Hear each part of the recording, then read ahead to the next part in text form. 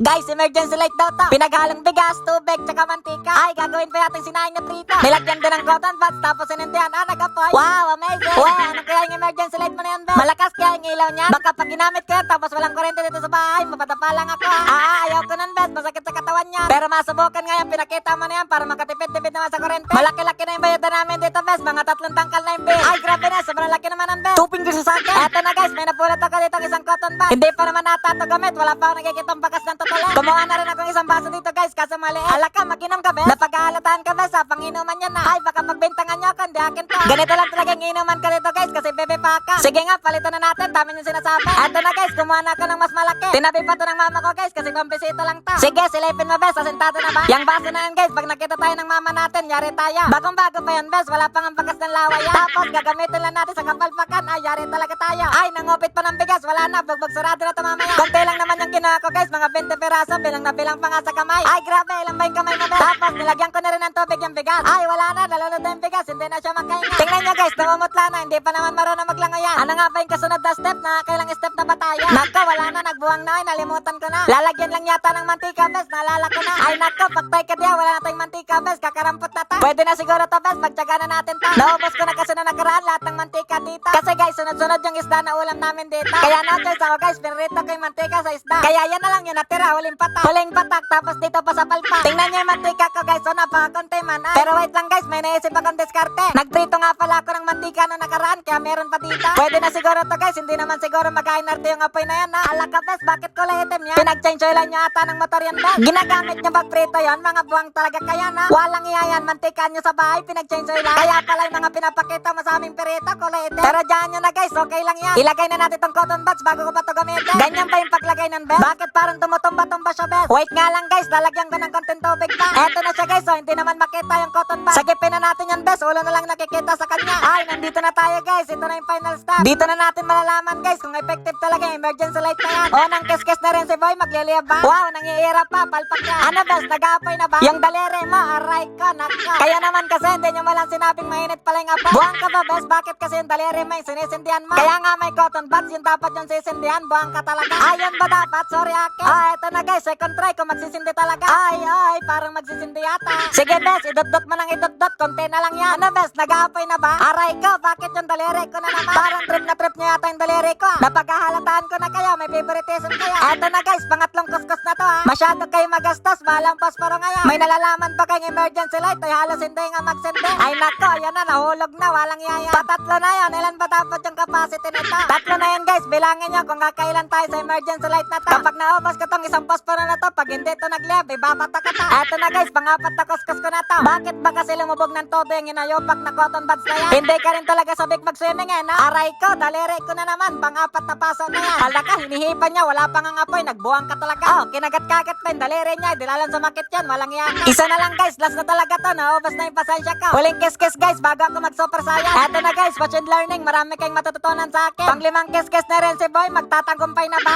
Okay, medyo naglalambingan pa yung cotton buds saka yung apoy. Okay, kung nakikita nyo, malapit na naman yung apoy sa kamay na rin si Boy. Agoy, agoy. Ayun na, ang init. Walang yaya.